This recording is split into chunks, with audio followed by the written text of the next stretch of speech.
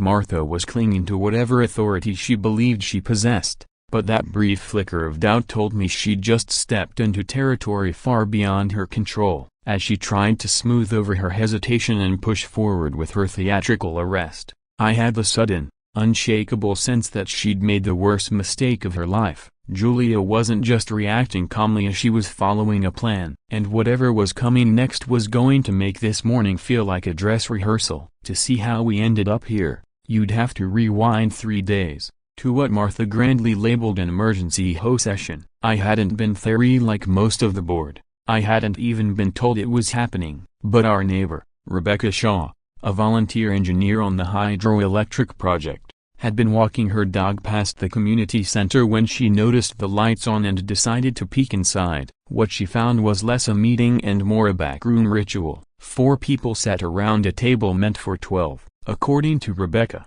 who spent 20 years navigating corporate politics. It was one of the most blatantly staged events she'd ever witnessed. The rest of the board had all developed sudden conflicts, family emergencies, last-minute work trips, anything to keep them away from this crucial vote. Martha, standing at the head of the table like a suburban high priestess, read aloud from a document she called Emergency Regulation 47B, banning all technical or industrial activity in residential areas for safety and community standards. The 4 present board members, coincidentally the same ones who always seemed to benefit from Martha's lavish dinner invitations and mysterious thank you gifts, nodded in perfect unison. Rebecca managed to slip close enough to a window to record the whole performance. Martha even had props, a stack of so-called safety reports about the dangers of small-scale renewable energy, which looked suspiciously like they'd been copy-pasted from oil industry websites. 2 nights later, Rebecca learned just how deep the rot went. After an evening jog,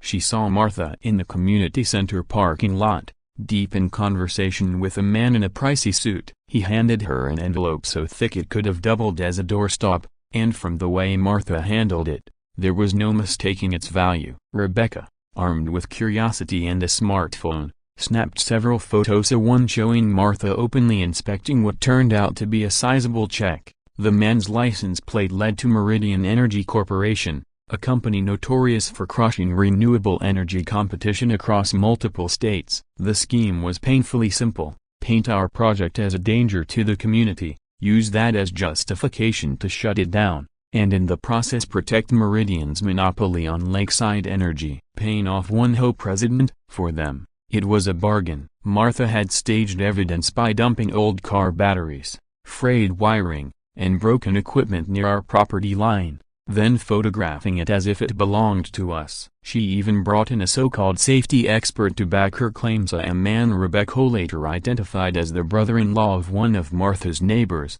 whose real job was fixing air conditioners. Rebecca didn't just collect proof, she built alliances. 3 other engineers in our community, all quietly working on renewable energy prototypes, had been approached by Martha's so-called experts in recent weeks. Each had been pressured to abandon their work under a shifting set of vague regulations.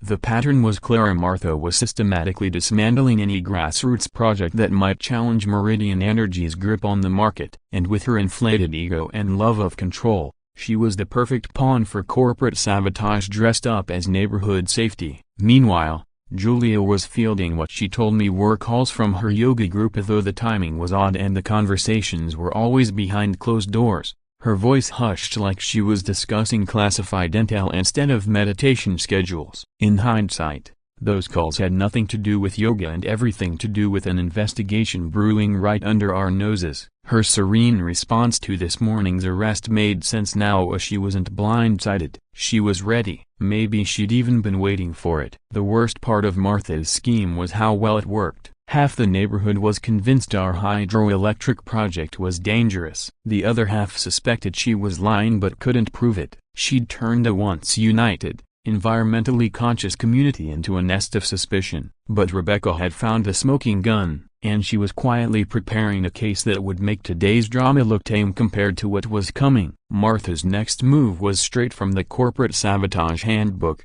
launch a smear campaign. Within a day of her sham home meeting, professionally printed flyers appeared in mailboxes across the community. The headline screamed, Julia Carter, a former Coast Guard officer terminated for equipment corruption, complete with forged official-looking documents and a photo pulled from an old military record. The text alleged Julia had been discharged for misappropriating safety equipment. The flyers accused Julia of jeopardizing lives through reckless technical judgment. It was a work of malicious creativity, complete with fabricated quotes from supposed ex-colleagues and vague references to classified incidents that, conveniently, couldn't be fact-checked. Martha had clearly poured significant funds into this smear campaign, hiring a public relations firm that specialized in what they'd call reputation management, but most of us would recognize as full-scale character assassination. And infuriatingly, it worked. Neighbors who had known Julia for years began eyeing her with suspicion at the grocery store. The barista at our favorite coffee shop, where Julia had been a daily customer for half a decade, suddenly served her with the chilly detachment of a stranger. Even local fishermen who once championed our hydroelectric project began questioning whether we could be trusted with anything involving wires near water.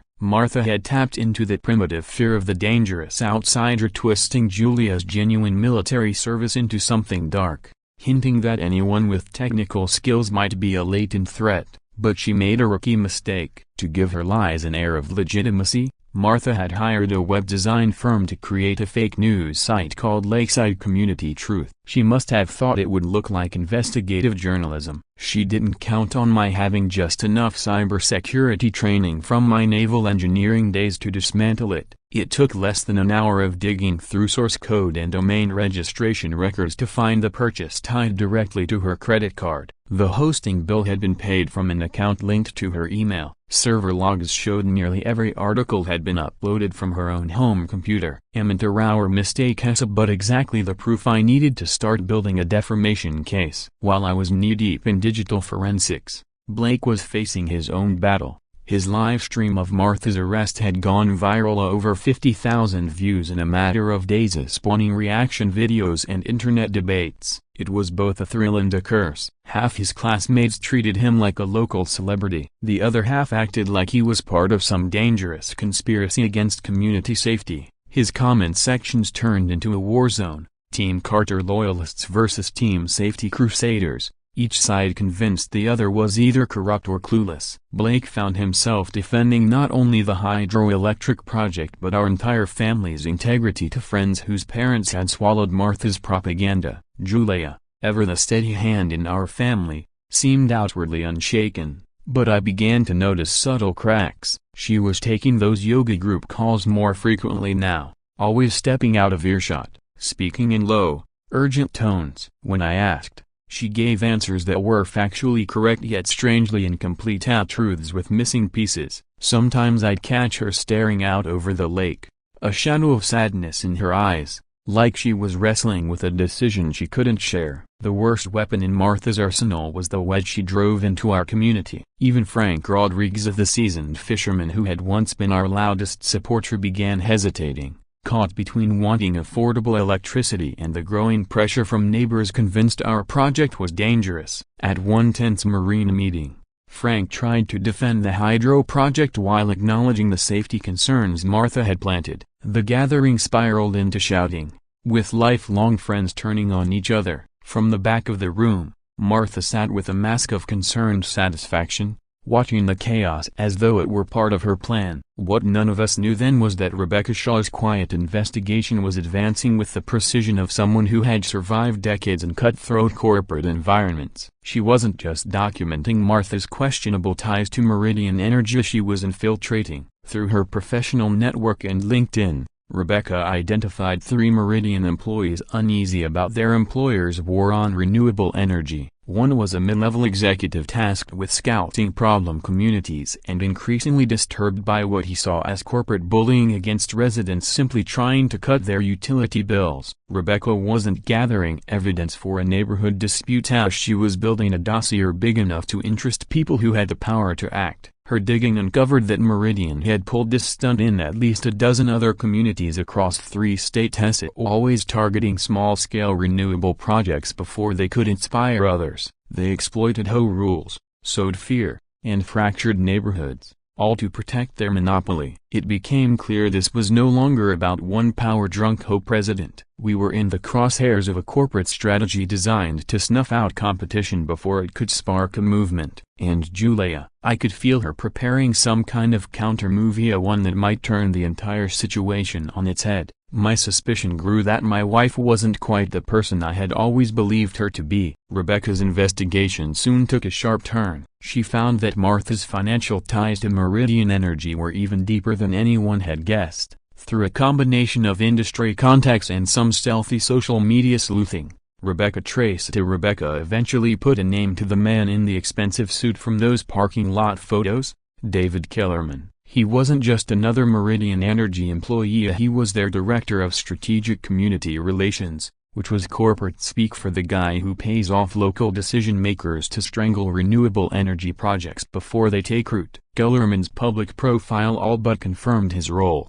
His travel history showed a 2-year pattern of visiting lakeside communities shortly before their clean energy initiatives collapsed under unexpected regulations or fabricated safety concerns. Then came the real gut punch. By piecing together public filings with information Martha herself had foolishly left visible on social media, Rebecca uncovered nearly 2 years' worth of payments over $400,000 flowing from Meridian Energy to Martha. The money had been spread across a dozen shell companies and accounts, each transaction just under the threshold that would trigger federal reporting. Taken together, they painted the unmistakable picture of a paid corporate operative masquerading as a community leader. Every false safety report, every made-up regulation, every whisper she'd seeded in our neighborhood had been part of a calculated strategy to protect Meridian's monopoly. And the deeper Rebecca dug, the bigger the conspiracy became.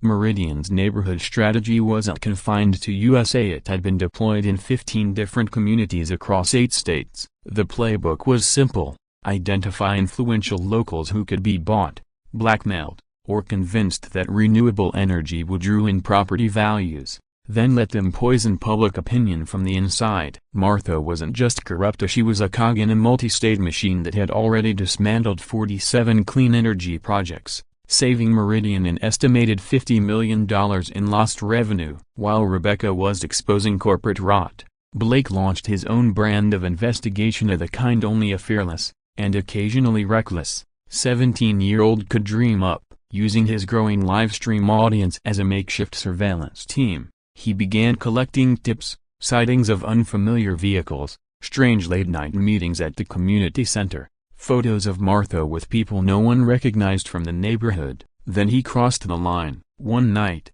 he broke into the HOA office, broadcasting what he called the truth hunt to more than 15,000 live viewers. My heart nearly stopped when I found out, but the evidence he uncovered was damning. The contracts between the HOA and a front company called Meridian Community Safety Consulting, plus emails from Meridian giving Martha detailed instructions on how to shut down renewable energy efforts. They'd even fed her talking points of fire hazards, electrical dangers, and property value fears, wrapped up to sound like legitimate safety concerns. Because Blake streamed it all in real time, thousands watched him pull documents out of filing cabinets that tied our HOA president directly to a corporate smear campaign. The pressure on us was mounting. Julia's mysterious phone calls were now constant, her tone increasingly urgent. She was organizing important paperwork, backing up files, and stocking emergency supplies. Whenever I asked why, she'd say she just wanted to be prepared for anything, but her behavior told me she was bracing for something specific and big. Blake, meanwhile, was running on caffeine and adrenaline, sleeping less and chasing leads more. His videos exposing Martha's antics were gaining traction, but so was his exhaustion. Then Martha escalated. She began showing up for unannounced safety inspections at our property, always flanked by her security team. She claimed they were routine. Blake's live streams showed they were harassment. Ironically, her attempts to intimidate us were only fueling our support online. More and more viewers saw through her act and sided with us. But that's when the black SUVs started appearing. They weren't anyone's in the neighborhood, and they didn't come to fish or sightsee. I spotted the same one 3 times, parked in different spots around the lake, always with tinted windows and always in a position to watch our cabin. When I told Julia, she didn't flinch. No surprise, no fear, just a calm acknowledgement. like she'd been expecting them. That's when I knew this wasn't just about an HOA feud. This was part of something much bigger, and Julia was playing a role I still didn't understand. The breaking point came at dawn one morning when a certified letter arrived, an emergency eviction order, printed on official-looking letterhead that probably cost a fortune. It gave us 12 hours to cease all industrial operations and remove hazardous equipment or face enforcement by HOA security. The wording was vague, but the threat was crystal clear. The language in Martha's so-called eviction order was crafted to sound like an official legal mandate, the kind that might come from a court or law enforcement agency. When in truth, it was nothing more than the latest stunt in her campaign of intimidation. What made it almost absurd, if it weren't so dangerous, was Martha's belief that she had the authority to physically remove residents from their own property. That delusion would have been laughable if it didn't carry real potential for harm. In preparation for what she clearly saw as her grand finale, Martha staged an over-the-top display meant to rattle us. Her security enforcement crew suddenly appeared in tactical-style gear, complete with imitation bulletproof vests, cheap replicas designed to fool anyone unfamiliar with the real thing. She had them set up a so-called command post in the community center's parking lot, outfitted with folding tables, walkie-talkies, and clipboards filled with papers that likely held nothing more significant than her grocery lists. The whole scene looked like a strange mashup between a neighborhood watch meeting and a bargain bin action movie set. Still, the sidearms on her crew appeared genuine enough to make me uneasy about what could happen when her 12-hour deadline ran out. Meanwhile, Frank Rodriguez, our neighbor, a seasoned fisherman, and a military veteran, had quietly decided he'd had enough. Frank knew the difference between legitimate authority and the hollow theatrics of someone drunk on power. Martha's latest act had crossed a line for him. The night before, he began calling every fisherman, boat owner, and lakeside resident who relied on affordable electricity. He built a coalition of people who were done being pushed around by HOA politics and energy company scare tactics. By dawn, nearly 40 people had gathered at the marina, prepared to serve as witnesses to whatever was coming next. At the same time, Blake's little live stream project had morphed into something resembling grassroots investigative journalism. His viewers now included environmental advocates, news bloggers, and even a few professional reporters following our story of big energy sabotage. The audience had grown past 15,000, with people tuning in for what Blake called the final stand. His comment feed was a mix of legal suggestions, outrage at corporate bullying, and curious questions about our hydroelectric system. Without meaning to, Blake had turned Martha's harassment into a public relations nightmare for her and anyone connected to her. But as the deadline loomed, the thing that unsettled me most wasn't Martha, it was Julia. Rather than the worry I expected from someone under threat of eviction and possible confrontation, she seemed a broken bar, calm, almost satisfied, like she was on the brink of completing some long-term plan. She spent the morning carefully packing essential items, which went far beyond personal papers and keepsakes. Among them was a sleek, unfamiliar electronic device, something between a radio and a smartphone. She called it emergency communications equipment, but her explanation felt like only part of the truth. The Coast Guard medical examiner badge Martha had glimpsed during yesterday's spectacle was now pinned plainly to Julia's shirt pocket. When I asked why she was wearing it, she said it was a keepsake from her service days, but the badge looked far too new for a relic, and her reasoning didn't add up unless she anticipated needing formal identification very soon. I had the uneasy sense that Julia was moving according to a plan she couldn't or wouldn't explain to me. By the time the last hour before the deadline arrived, tension in the community was crackling. The black SUVs that had been lurking in the background were now parked in plain view, their occupants making no attempt to hide their surveillance. Martha's crew busied themselves with final equipment checks,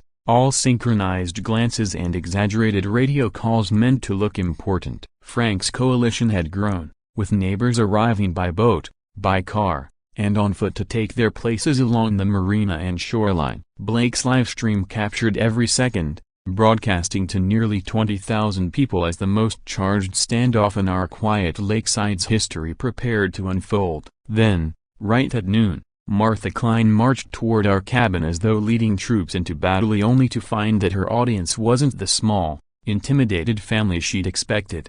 It was a ring of watchful residents and a global online crowd, all ready to see how far she was willing to take her biggest mistake yet. Martha's squad arrived dressed to intimidate, decked out in imitation tactical vests and carrying restraint tools that might have fooled an untrained eye. She herself wore a HOA law enforcement uniform, complete with shoulder patches proclaiming HOA Enforcement Division in an official-looking font. She strode forward with the posture of someone convinced she was running a lawful police raid, rather than orchestrating a thinly veiled kidnapping at the behest of a corrupt utility company. "Mr. and Mrs. Carter," she called out, projecting her voice so Frank's gathered witnesses could hear. "You violated the terms of your eviction notice. We're here to remove you from the premises and confiscate any illegal equipment." Her team advanced toward Julia, who stood unruffled beside our hydroelectric generator as if anticipating this exact moment. When one of Martha's faux enforcers reached for her, Julia's response stunned every Enya including Martha. She squared her shoulders, reached into her shirt pocket, and produced what was clearly not just an old memento badge, it was an active federal ID. "I need everyone to stop right now," she said, her voice carrying an unmistakable weight of authority. "I am Special Agent Julia Carter, Federal Energy Security Investigation Division. You are interfering with an active federal investigation." The words hit like a lightning strike. Martha's self-assured Section 8 crumbled into confusion, then dread. Her hired muscle instinctively backed away, realizing their costumed posturing had just collided with actual federal power. On Blake's live stream, 20,000 viewers watched the whole drama instantly morph into a high-stakes law enforcement sting. Frank's supporters erupted into applause, now understanding that the woman they'd rallied around was a covert federal agent investigating the very corruption threatening their community. Martha tried to cling to her bravado. "That's impossible," she sputtered. "You're just a housewife. This is a trick." But Julia calmly drew out more credentials and undeniably genuine. "Mrs. Clem," Julia said evenly, "you are under investigation for conspiracy, bribery, and multiple violations of federal energy law. I recommend full cooperation." At that moment, the black SUVs that had been parked nearby came to life, surrounding the property. Out stepped 6 real federal agents in proper tactical gear, moving with the precision of a unit that had spent months preparing. The contrast between Martha's amateur showmanship and their disciplined presence was almost laughably, if not for the fact that her legal peril was now very real. The lead agent, a tall, composed man with graying hair, stepped forward. "Mrs. Clem," he said, "I'm Captain Hayes Morrison. You are under arrest for conspiracy to violate federal energy regulations, accepting bribes from a regulated utility, and multiple counts of fraud and harassment. This investigation has been active for 8 months,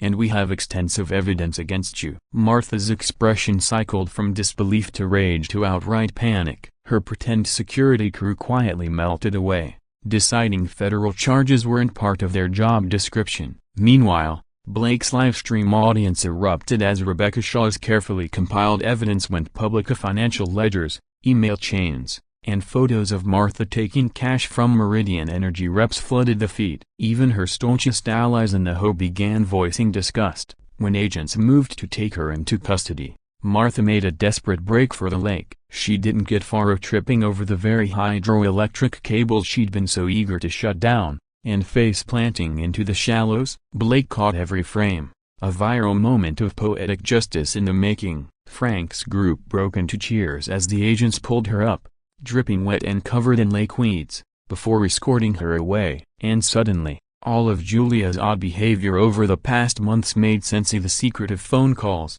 her calm under harassment, the badge she'd worn in plain view. She'd been quietly building the perfect case, waiting for Martha to hand her the final piece of evidence. Julia's choice to openly display her badge had been a carefully calculated move, a deliberate provocation designed to push Martha into making a blatant, undeniable misstep that would seal the case against her. My wife hadn't been a passive target of HOA bullying at all. She'd been the catalyst of a covert federal sting aimed at dismantling corporate corruption in the renewable energy industry. As Martha was escorted away in authentic federal restraint, so while Blake's 20,000 live viewers absorbed every second, it hit me. Our quiet lakeside neighborhood had just become the backdrop for one of the most decisive federal takedowns in energy sector history, but I also understood this was just the opening act in what would likely become a far-reaching legal and political reckoning, one that could unravel the entire network of corporate manipulation sabotaging renewable energy initiatives across the country. The fallout unfolded like the closing scene of a tightly scripted drama,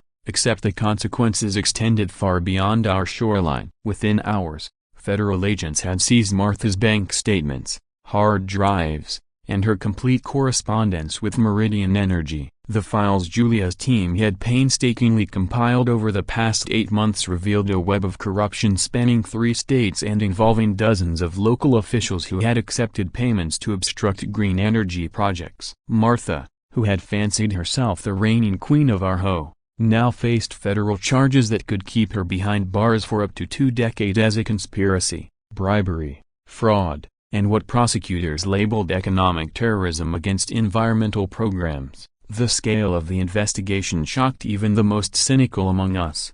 Meridian Energy had been running a shadow network of compromised officials, pouring more than $10 million into bribes, fabricated safety reports, and disinformation campaigns to crush small-scale renewable ventures before they could threaten the company's monopoly. Martha was just one cog in the machinery, but her very public downfall gave prosecutors the leverage they needed to dismantle the entire operation. Within a month, 47 Meridian executives and local government figures from 8 states were indicted on federal corruption charges. For our hydroelectric project, vindication came in the form of not just legal clearance, but full-fledged federal backing. The Department of Energy, impressed by both the innovation of our design and the unity it had inspired, named our system a pilot program for rural renewable energy. Funding followed enough to expand from a modest demonstration to a full-scale installation serving more than 500 homes around the lake. Frank Rodriguez,